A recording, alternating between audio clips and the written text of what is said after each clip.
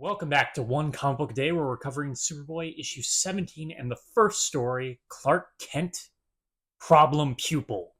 There is actually an ellipsis, so that pause is accurate, and not me forgetting the title again, because I keep wanting to say pupil problem, which makes less sense. Problem pupil makes sense to the story. This is a convoluted, if not halfway clever, with how Clark deals with some of the problems in the comic, or getting around some of the problems in the comic. Not completely clever, halfway clever. I enjoyed them partly. The issue is, as I've said, is it's pretty convoluted, and this starts from the get-go. The first page I've had to reread going over this comic at least 5 or 6 times. At least 2 or 3 times per times I've looked over this comic when I fully read it and when I glimpsed it while reminding myself with the notes I wrote. In fact, I didn't understand what was happening in the story from the notes I wrote, so that's a pretty good indicator that there's something very wrong with the story. And you get that right away. So the main plot of the story is a headmaster at a wealthy school is using his position to rob the kids. How he's going about this? Tenuous at best. But the way Clark Superboy kind of finds out about this to investigate it happens in page 1. And I still don't fully understand why. It kind of feels like his intuition, but I don't feel like that's a good enough reason or how it's presented.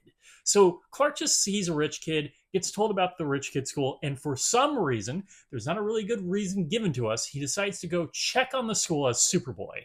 Almost like he just knows something nefarious is happening there. You got to give me a little bit more. You got to build up that story. Turns out the headmaster Van Jones, who is our antagonist, hey, we have an actual villain criminal for this comic. We've been missing villains for the past 2 stories, or every comic we've covered in 2026 so far.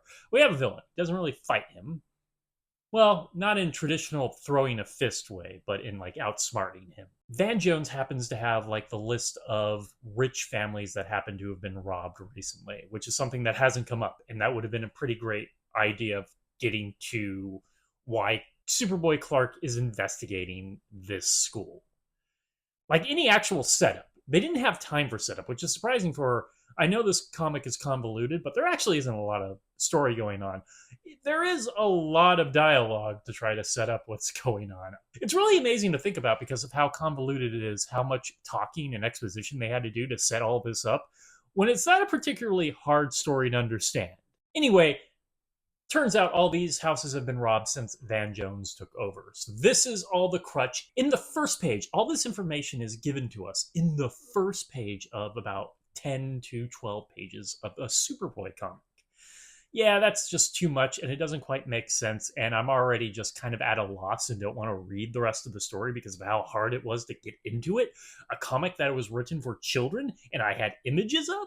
So where's the halfway clever things? Well, Clark has to find his way into the school, which they don't want him to go to because he's not actually rich, but he outsmarts Van Jones several times by blowing a book out of the window so he can't check the impossible answers to the test he gave Clark to keep him out, or have him ride a very dangerous horse that Clark somehow puppets by using his speed to create strings to control the horse.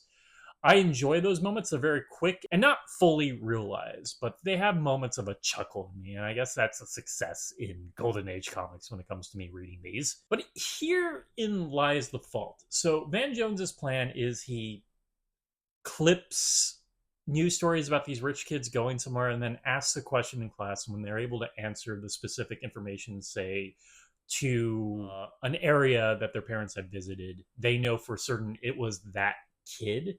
Because the newspaper doesn't say the names. They'll say wealthy family goes to the heart of Africa. So he asks the question about the heart of Africa, and the kid answers it. They know it was him. Then they go steal the blood diamonds these rich people have taken from Africa. It's a really terrible plan. And the thing is, Clark is pretty sure from the get-go that this is all happening.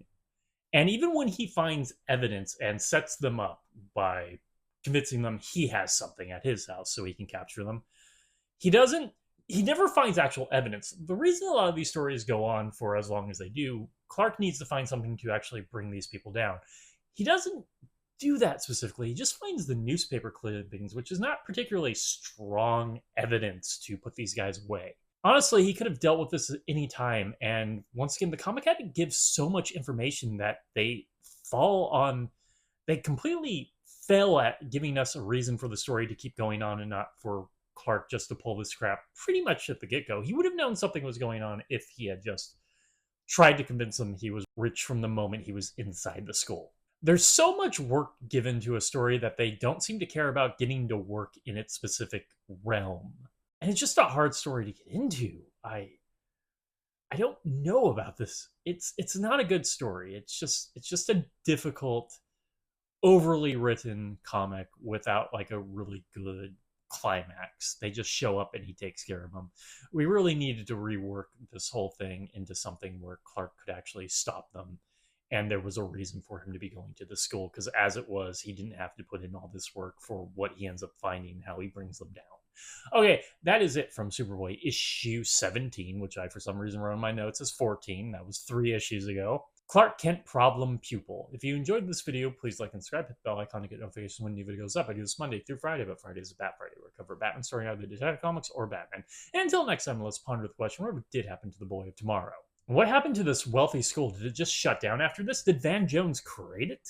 Is that why he went in to look into this school because it didn't exist before? There's so many questions of why this story is happening that the comic does not answer. Okay, have a great day.